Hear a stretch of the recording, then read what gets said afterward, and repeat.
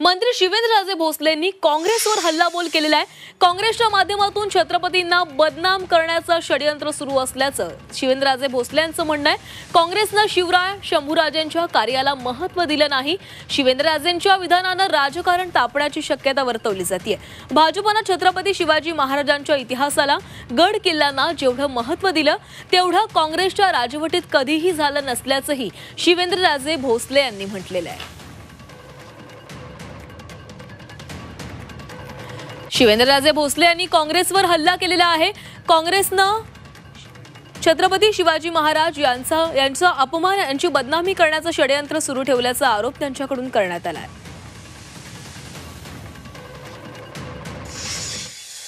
समाजामध्ये तेढ निर्माण करतात मुद्दाम राजकारणासाठी आणि मग दुसऱ्यांनाही करायचे की जातीवादी पक्ष आहे म्हणते हे खोटारडेपणा जो आहे हा आपण ओळखला पाहिजे। आणि हे सगळं जे काही षडयंत्र आहे हे काँग्रेसच्या माध्यमातून छत्रपतींना बदनाम करण्याचं हे चालू असतं। याचा आपण सगळ्यांनी कुठेतरी अभ्यास केला पाहिजे।